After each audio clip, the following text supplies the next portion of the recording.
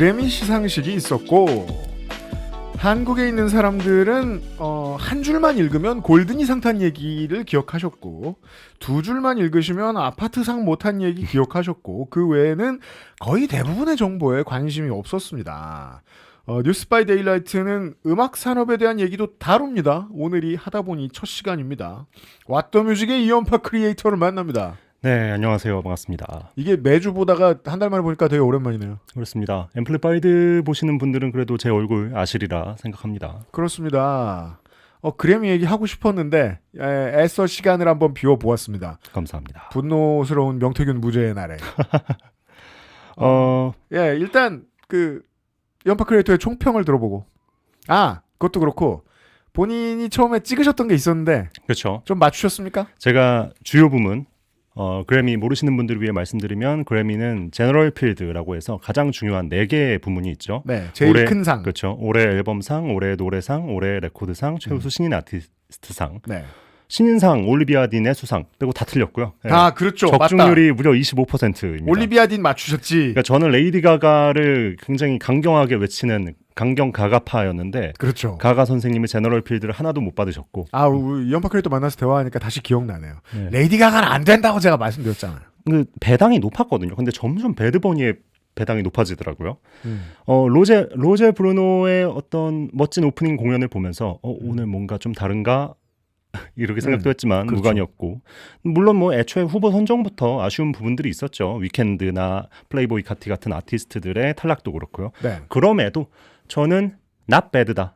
왜냐하면 이 배드버니의 올해 앨범상 수상만으로도 이번 시상식은 그래도 뻔하지 않고 괜찮은 시상식이 될 수 있었다. 저는 그렇게 생각을 하고 있습니다. 저도 아주 확장해서 막 지난 50년간 마이클 잭슨을 외면할 때, 뭐 켄드릭 라마를 외면할 때, 그렇죠. 뭐 나스를 외면할 때, 제가 기억하는 그 최악의 순간들이 있어요. 네, 그럴 때에 비하면 중박은 같다. 저도 그렇게 생각합니다. 그렇지만 그래미의 보수성을 모르는 대중한테 설명할 땐 얘는 원래 수준 이하다를 어떻게 설명을 해드려야겠는 거예요. 그 얘기를 이제 좀 해드릴 거예요. 네, 그걸 좀 보자고요. 왜냐하면 우선 이제 제 예측을 기억을 해보면 8월쯤에 아마 이 후보 접수를 마감할 겁니다. 맞아요.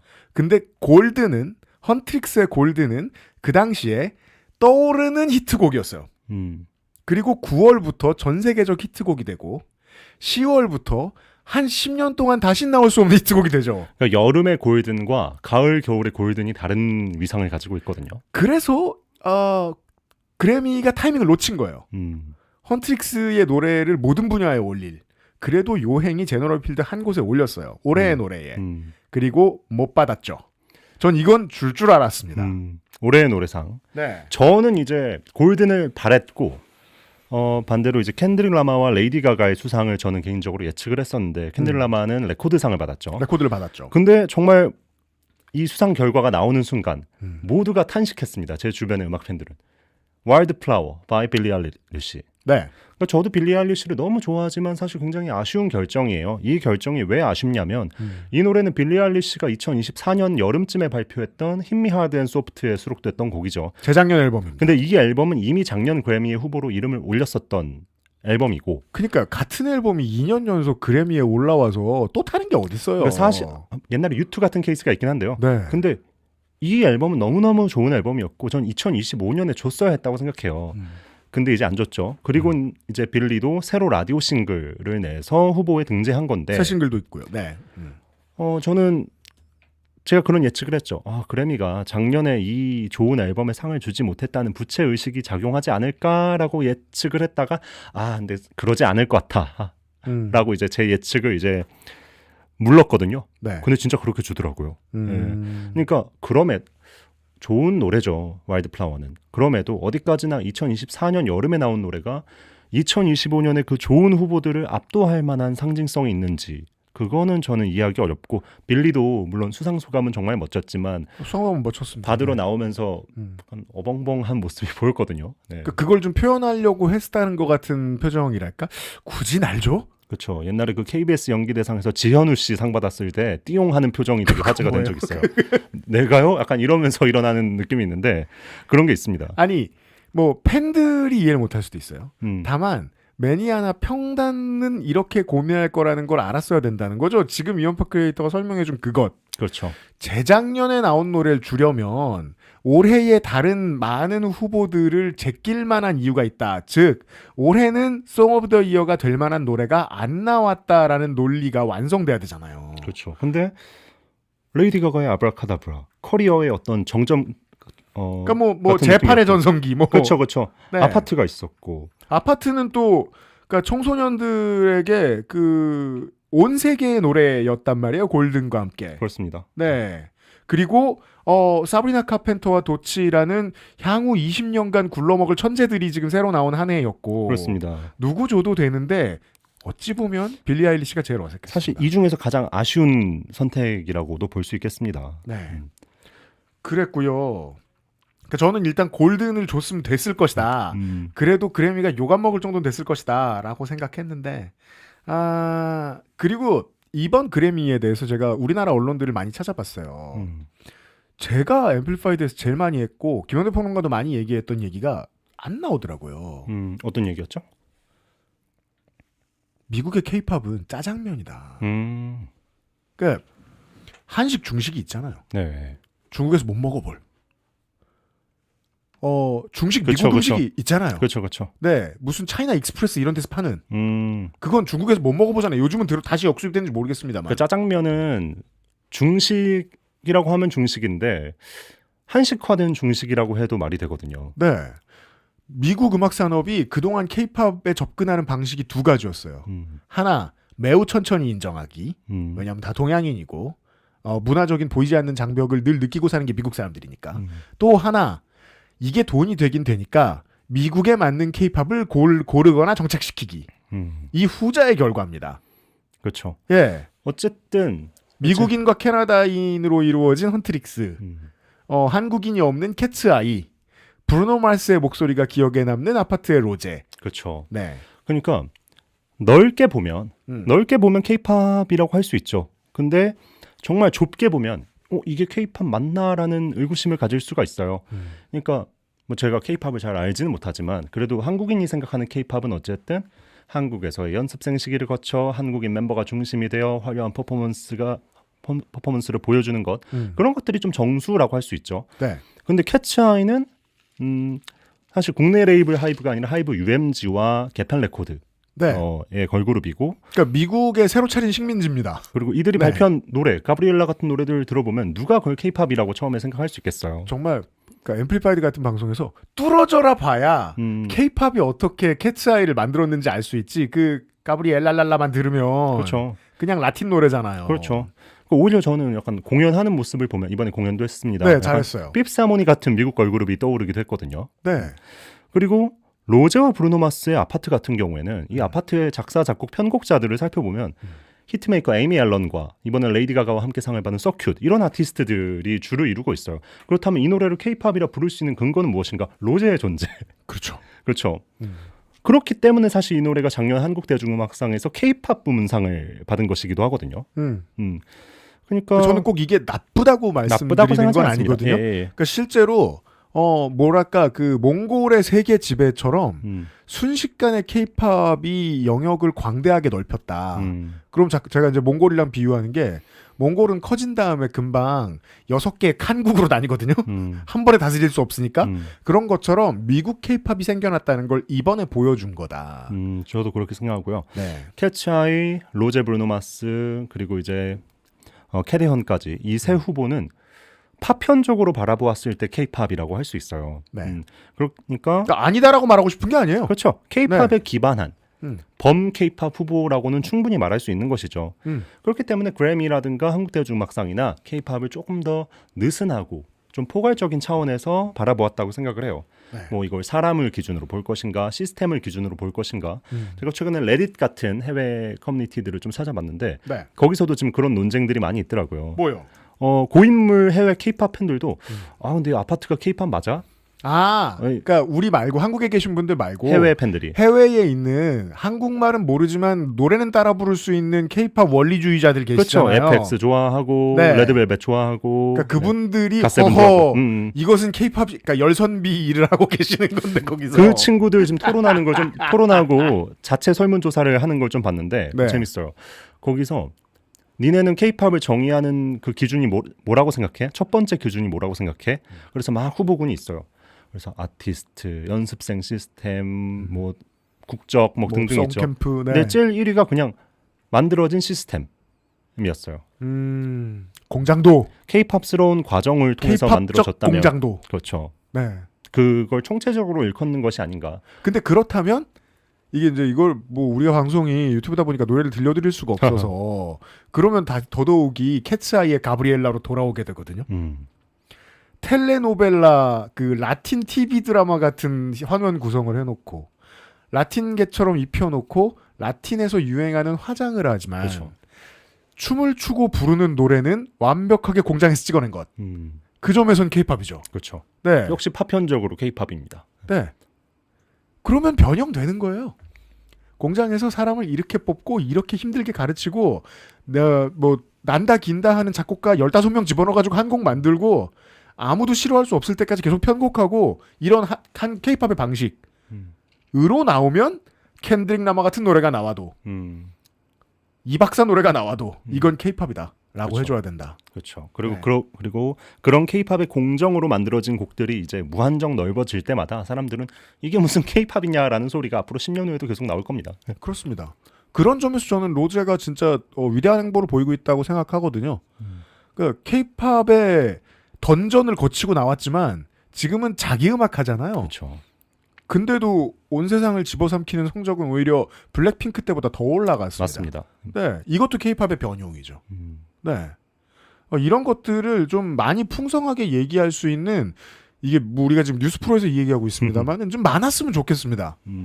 덕후는 많은데 저널리즘이 없습니다. 우리나라는. 그래서 이연파 크리에이터를 모셨고요. 감사합니다. 가만 있자. 다른 분야 것도 우리가 준비했나요? 아까 송 오브 더 이어 잠깐 봤는데. 그래도 앨범 오브 더 이어도 얘기를 안 할 수가 없죠. 그러니까 이 얘기를 하면서 배드버니를 소개해드려야 그렇죠. 될 것 같아요. 우리는 지금 음악 프로 하는 게 아니라 뉴스 프로 하는 거거든요. 그렇죠. 배드버니를 소개해 주실래요? 모르는 분들에게. 그렇습니다. 예를 들면, 네, 우리 그저께 본 제가 아는 꽤 똑똑한 사람이 배드버니가 누군지 모르더라고요. 잘못하신 거예요. 네. 그 사람은 맨날 잘못해. 배드버니 같은 경우에는 어떻게 설명을 드릴까? 이번 그래미 어워드에서 올해 앨범상을 받았죠. 올해 앨범상을 포함해서 3개의 트로피를 받았는데 네. 68년의 그래미 역사상 최초로 영어가 아예 없는 앨범이 그래미 올해 앨범상을 받았습니다. 완전히 라티노. 그렇습니다. 심지어 노래 제목이 뉴욕인데 라티노식으로 노이바요크라고 표현했죠. 그렇습니다. 네. 데비트라르 마스포토스. 그렇습니다. 데비티라르 마스포토스 앨범으로 올해 앨범상을 받았는데요. 미국령 푸에르토리코인이고요. 네. 어떻게 설명드릴까 하면은 아마도 배드버니만큼 국제적 인지도와 한국 내 인지도에 괴리가 있는 아티스트, 슈퍼스타도 없을 거다. 진짜 심하죠, 그게. WWE에 나오는 사람으로 아시는 분들도 있을 거고. 나온 적이 있습니다. 그렇죠. 네. 굉장히 좋아해요. 매니아고. 네, 부커티라는 노래를 만든 적이 있습니다. 맞으면서 네. 너무 행복해 하더라고요. 그렇죠. 네. 네. 익숙하지 않은 분들께 쉽게 말씀드리자면 현 시점 팝의 왕입니다. 네. 지금의 팝의 왕입니다. 그렇습니다. 그러니까 지금은 레이디 가가 팝의 왕이 아닙니다. 그렇죠. 네. 스포티파이 기준 20년, 21년, 22년, 25년 세계에서 가장 많이 재생된 아티스트고 결국 스포티파이 역사상 가장 많이 재생된 아티스트가 될 겁니다. 그렇습니다. 지금 3위거든요. 1위가 드레이크고 2위가 테일러 스위프트인데 네. 넘지 못하리란 법이 그러니까 없습니다. 드레이크와 테일러 스위프트는 이제 내려갈 거거든요. 그러니까 우리가 몇 달 참고 있다가 BTS가 어떻게 하는지 봐야 되겠지만 그래도 네. 쉽지 않을 거예요. 그래도 BTS와 배드버니가 양분하는 정도가 최선일 겁니다. 그러니까 지난해 한 해 배드버니의 노래 재생수가 200억 회에 가까웠다고 하니까요. 네. 배드버니의 노래 가사를 빌리자면 레게톤과 댄보우로 팝의 왕이 된 남자. 이렇게도 말할 수 있을 것 같아요. 이 레게톤이라는 장르도 시사 프로에서 이걸 어떻게 설명할지 잘 모르겠는데 라틴에 있는 요즘 댄스 장르다 정도로 네, 그 정도로 가름하고요. 간단하게 설명해드리고 그렇습니다. 근데 단순히 레게톤만 하는 게 아니라 레게톤과 힙합과 EDM과 락과 푸에르토리코의 어떤 전통 음악, 살사 이런 것들을 다 섞어서 요즘 라틴 시장에서 잘 나가는 모든 것입니다. 굉장히 얼터너티브한 접근법을 보여주고요. 이 삶의 이야기도 굉장히 울림이 있어요. 이 사람이 10년 전만 해도 푸에르토리코 소도시에 살면서 슈퍼마켓에서 이제 자판원으로 이제 일을 했었거든요. 그냥 저 모쏠 알바생 느낌의 사람이었죠. 그죠. 일을 열심히 하면서 네.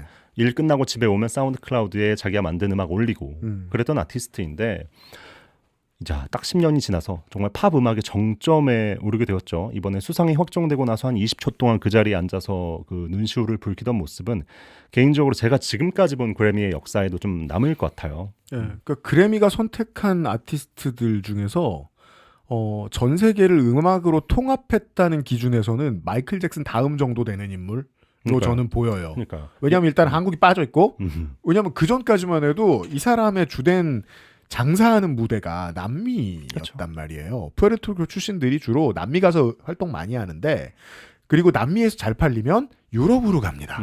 이베리아 반도에서 또 돈을 엄청 벌어요. 실제로 뭐 지금 유럽에서도 잘 팔리고 있죠. 포르투갈, 스페인이 또 본진이 되고 그러다 보면 이탈리아로 넘어가고 클럽씬의 제왕이 되고 뭐 이런 코스들이 있어요. 그래서 유럽과 남미를 아우르는 뮤지션이었는데 이번 앨범이 중요한 건 나는 평생 라틴어밖에 안 쓰고 살던 사람이지만 결국 난 미국 사람이다. 그렇죠. 라는 정체성을 보여준 것. 맞아요. 미국의 3분의 1은 라틴이다 원래. 맞아요. 예.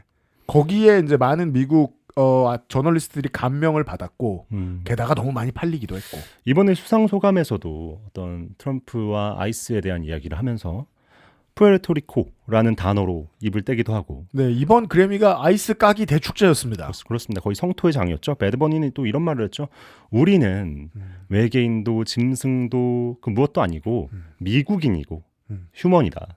그랬더니 그 진행하던 트레버 노아가 말리죠. 아니 푸에르토리코가 미국이라는 걸 트럼프는 몰라. 말하지 마. 그러니까요. 그러니까 좀 전 배드버니가 해낸 일이 정말 크다라고 생각하는데. 네, 맞아요.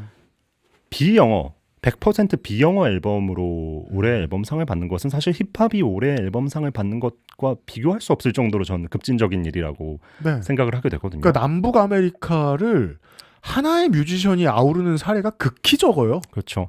네. 그러니까 물론 우리가 기억하는 산타나, 리키 마틴 이런 글로벌한 성공을 거둔 라틴 카를로스 아티스트들이 산타나, 있죠. 리키 마틴 거의 그리고는 거의 안 떠오릅니다. 리키 마틴은 또 푸에르토리코 선배라서 이 성공에 굉장히 또 기뻐하더라고요. 네. 마돈나 선생님이 에비타 찍으셨을 때랑 데뷔한 키도 있었는데. 네. 마이클 잭슨 전성기 때 이 정도 빼면은 남북 아메리카의 톱스타가 동일한 경우가 없습니다. 근데 이분들은 팝씬에. 영어를 썼잖아요. 그죠? 노래. 영어로 불렀죠. 영어를 썼고 또 데리앙키 루이스 폰시 같은 경우에는 저스틴 비버라는 치트키를 쓰기도 했잖아요. 아, 맞아요. 데리앤키는 네, 저스틴 비버 물고 떴죠. 그렇죠. 네.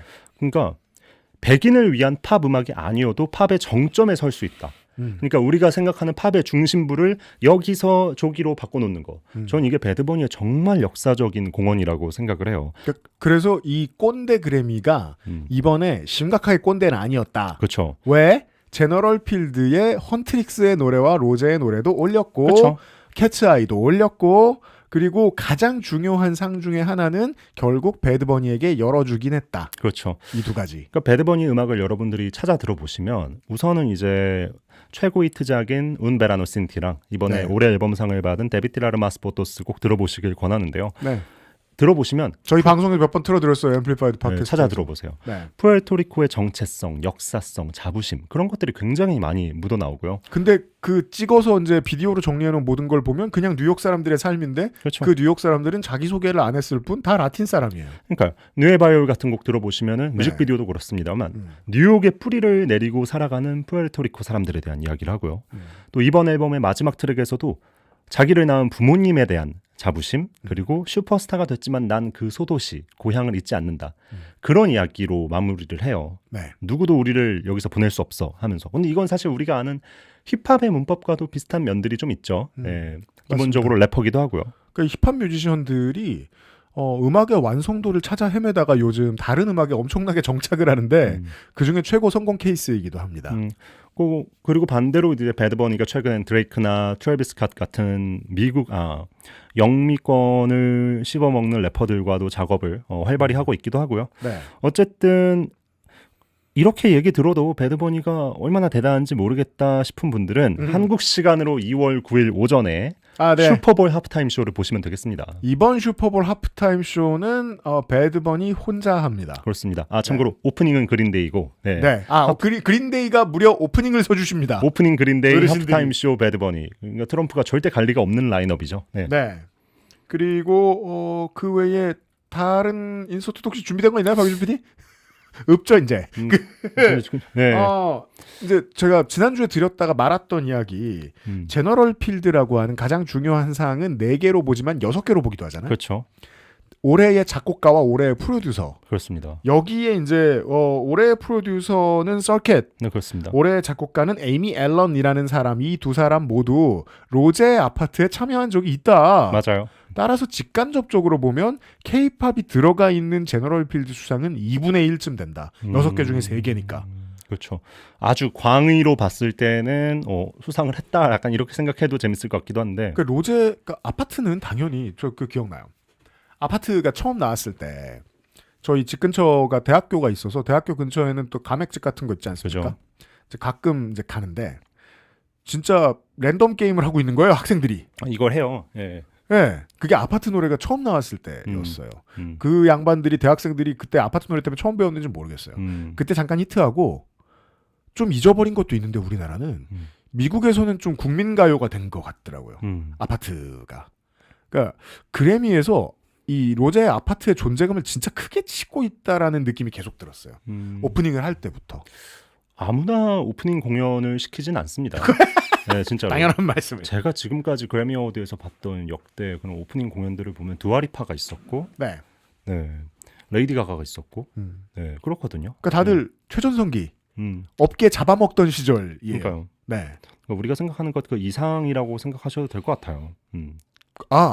그래요. 그 얘기를 하고 싶었어요. 로제 얘기를 좀 짧게 했네요. 로제는 이제 그 팝신의 디바 중에 위에 상대가 없어졌습니다. 2026년 초 기준으로는 저는 이제 그렇게 말할 수 있을 것 같아요. 2026년 초 기준으로요? 네, 지금 수준으로는. 기분 나쁜 사브리나 카펜터가 있지만 근처 아닐까? 적어도 미국 청소년들에게는 그런 느낌이 들었어요. 근데 또 한편으로는 또 이제 아파트만한 파급력을 가진 노래가 또 나오는가 이것도 중요할 것 같기도 해요. 네. 근데 그 로제는 또 그 싱어송라이터로서의 로제는 맞아요. K-팝이 상상 못한 컨셉들을 너무 잘 만드는 편이거든요. 아이디어가 너무 재밌죠. 예. 그러니까 물론 여전히 10대 위주의 가사를 쓰긴 합니다만. 맞아요. 솔로 앨범 들어보면 10대가 잘 이해할 수 있는 가사.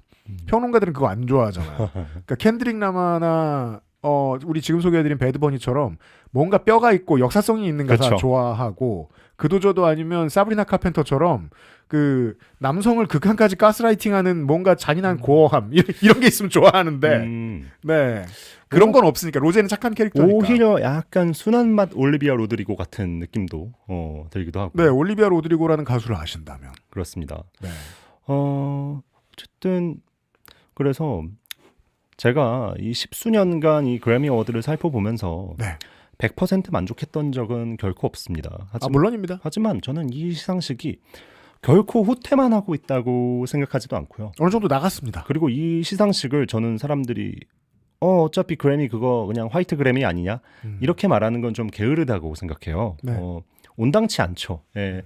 20년부터 26년까지의 주요 부문을 정리해서 보면 백인과 흑인 뮤지션의 비율이 40% 정도 거의 같아졌어요. 거의. 천천히 바뀌고 있죠. 네. 근데 2010년부터 2019년까지는 어땠냐? 백인이 60%였어요. 이 조정이 어쨌든 굉장히 더 굼뜬 것 같지만 이루어지고 있는 것이죠. 네. 그리고 푸에르토리칸과 K-팝 뮤지션들에 대한 문도 빼꼼 열린 거고요. 그런 점에서는 역사적인 해라고 생각해요. 물론 이러다가 2027년에 뭐 BTS, 블랙핑크 다 스놉되고 막 욕먹을 수도 있죠. 네, 스놉된다는 건 아무도 이해할 수 없는데 후보에 오르지 못하다 이런 뜻입니다. 그렇습니다. 네. 폭동이 일어날 수도 있는데 네. 근데 어쨌든 뭐 불만은 늘 있죠. K-팝 팬들은 뭐 이번에 골든과 아파트가 더 좋은 대우를 받았어야 했다 생각할 수 있고 힙합 팬들은 왜 그 좋은 앨범들을 다 냅두고 캔드릭 라마한테만 몰아주냐 이렇게 생각할 수 있죠. 네. 하지만 예전엔 이것보다 더 못했습니다. 물론입니다. 네, 이걸 생각하시면 마음이 편해집니다. 그래미 시상식을 보는 가장 쉬운 방법을 우리가 30분 동안 설명을 드렸습니다. 개꼰대인데 얼마나 맞아야 얼마나 정신을 차리나. 지난 5년 동안 BTS라는 거대한 망치로 두들겨 맞은 결과 헌트릭스와 로제가 이 정도 인정받았다. 그래도 젊은 사람 말을 이제 좀 듣기 시작한 꼰대 어르신이라고 생각하면 될 것 같아요. 예. 네. 또 그런 어르신들을 또 젊은 사람들이 싫어하지 않거든요. 예. 예. 네, 약간 좀 술도 사주실 것 같고 약간 그런 느낌으로. 예. 그게 그래미입니다. 네. 그리고 재밌는 게 마지막으로 이제 재밌는 네. 게 좀 있죠. 달라이라마 선생님이 또 수상을 하셨거든요. 네, 그래미 위닝 뮤지션이 되셨어요? 그렇습니다.